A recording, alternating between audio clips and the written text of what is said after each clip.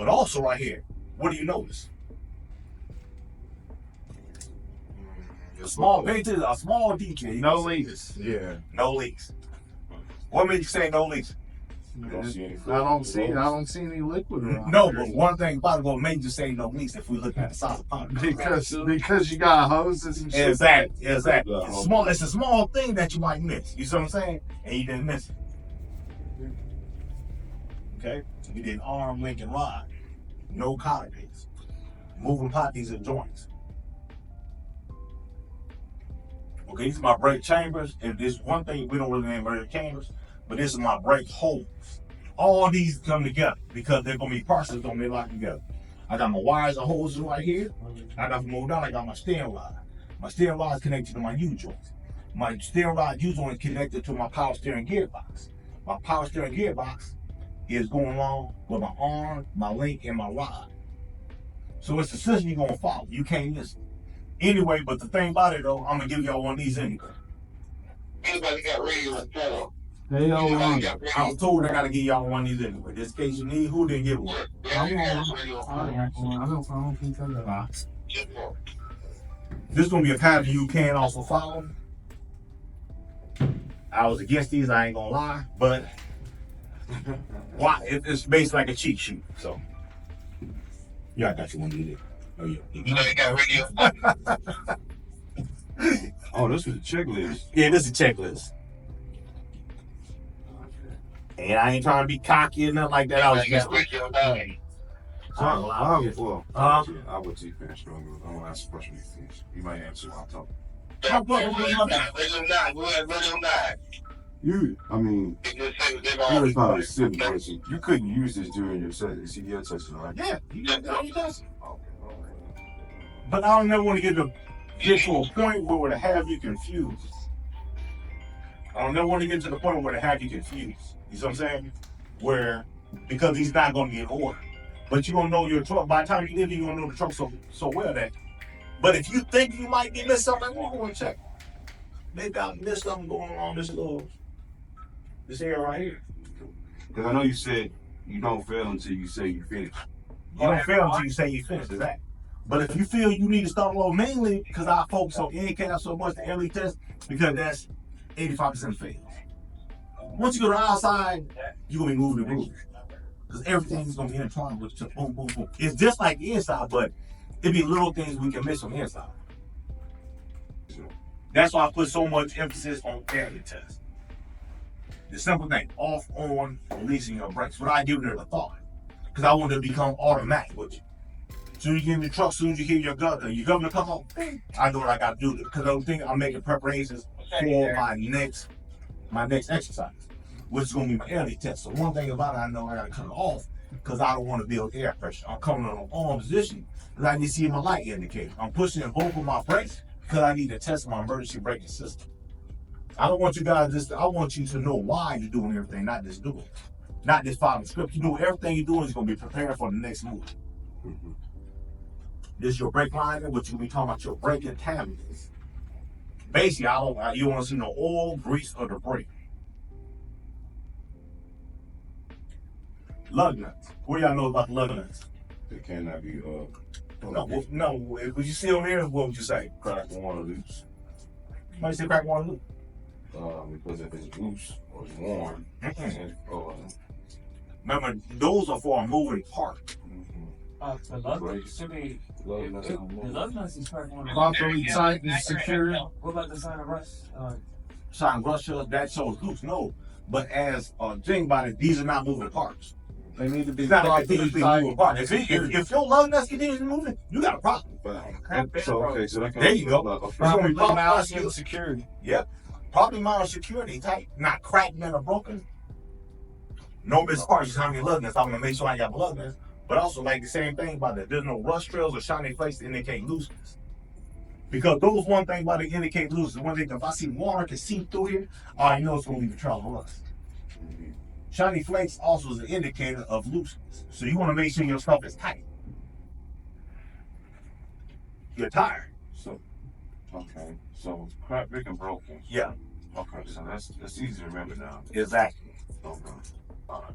Cause you gonna know why you're saying these things. You know what I'm saying? You gonna get it mixed up. Just okay, crack one loose. That's gonna be continuously moving part.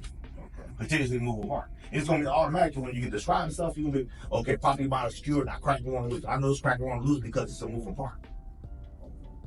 And you got, like I said, how I do it is I do my steering first, then I go ahead and work my suspension.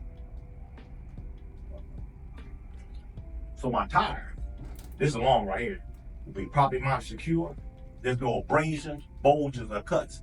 Everybody know back in the days when if you hit your tire against anything that continues in the curve, you have a knock on that side. Mm-hmm. You remember back in the day, you know what I'm saying, tire have, what we call, yeah, you know what I'm saying? Basically, but then you might have your bulge on, so that's one thing you won't be traveling on. Y'all see them gator tails out there, right? All them tore up tires that be on the highway. Yeah. Nah, we don't want to be one of them, you know what I'm saying? No abrasion, that's why we use the terminology, abrasion, bulges, cut. The tire will be the only part of the truck that you'll be using abrasion, bulges, or cuts. What's going to end is, what's the thread depth of your front tires? 432. Already. So it's going to be properly mounted secure. There's no abrasion, bulges, or cuts. 432 thread depth. Also, I want to make sure my tires are evenly worn. Evenly worn and a proper tire pressure. How do you know it's within 432 of the thread depth? You can use, of course, you can actually use your stem when you test your air pressure, you can test it with that. Okay. So we just put it on there? Yep. Okay. How much do you buy? Yeah, for your valve. Yeah, and you put right on in there. And you pull it. Yep, this is your gauge. You can buy Your tire gauge is the fact that it's not only used for that, but it's also used to. I'm gonna see if you remember one on here.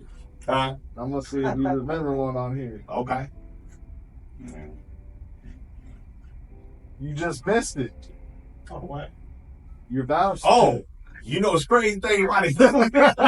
Hey, that's good. That's good one right there.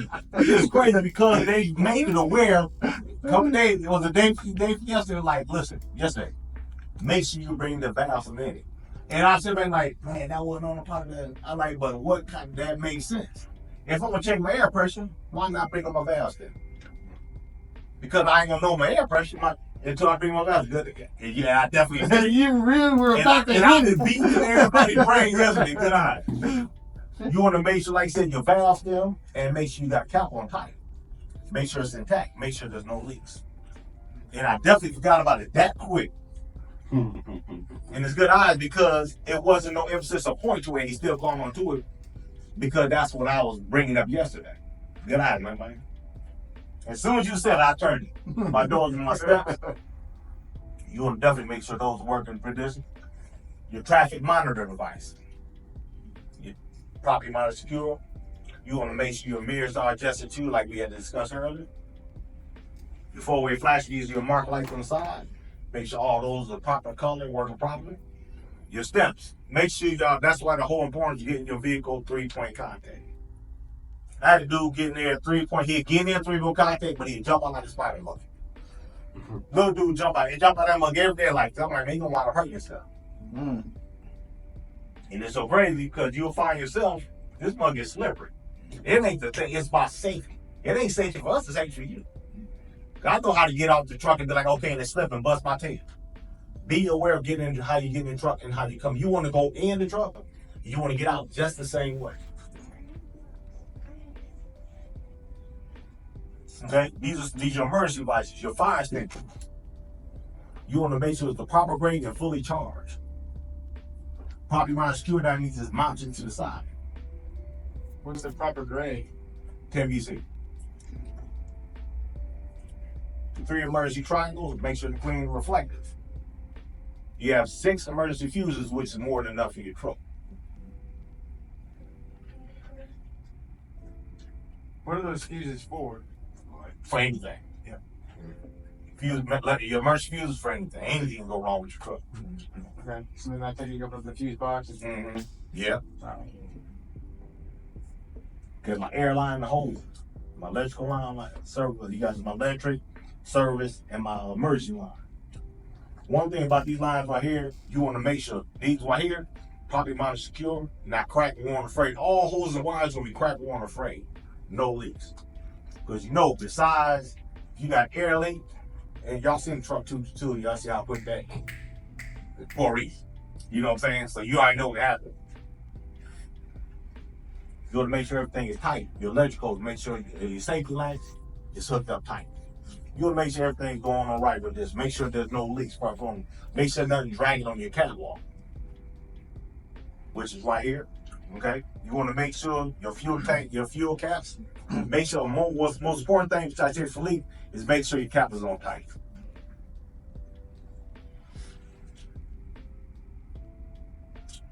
It's all dry shaft. These not on this, but we're gonna be going over some of those items too.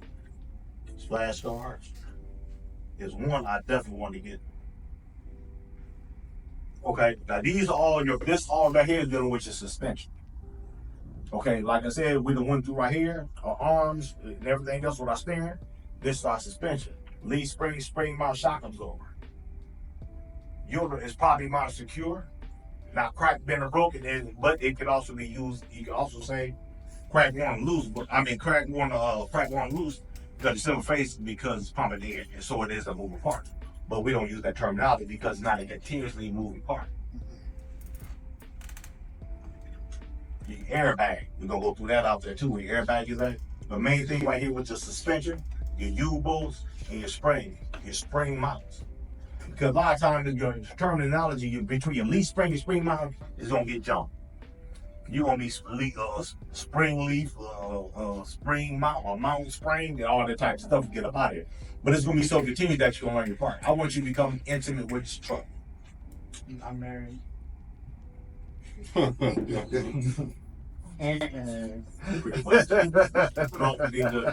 and your line. Line is supposed to be 1/4 of an inch thick. Make sure it's more than that's enough for safety. Your brake hose. Property monitor secure, what else? Not worn, cracked, or frayed. Crack, worn, frayed, what else if you're dealing with hose? No leaks. Yeah, no leaks. No leaks. Because anytime the hose has 2 items that can be coming out, which one is that? Yeah, you said it again. If you have a hose, what's running through it? That's the possibility of Air, liquid. water. Exactly. So the one thing about this, we gotta know that's potential for a leak. That's the blood space. Okay, we did my tires. Okay, the rim. That's the property monitor secure, not cracked, bent, or broken, not moving part. But also no illegal welds or holes. Like said though, like jack rigs and stuff, and try to get stuff on, put some bungee cords over there to hold and stuff together. And we also did lug nuts. Okay. I'm gonna give an example right here because a lot of times it's hard to see. Well, I had the truck in here. You have your apron, kingpin, and your skid plate. Over there, you're not gonna be able to see your kingpin because one thing about it's gonna be a lock position already. But make sure, like your skid plate, that your fifth with skid plate, your apron will be up top. Your apron is connected to your matter of fact, I'll be right. Hey folks, quick question. Why do they call it an apron? Apron. I don't know, it's a lot of side here.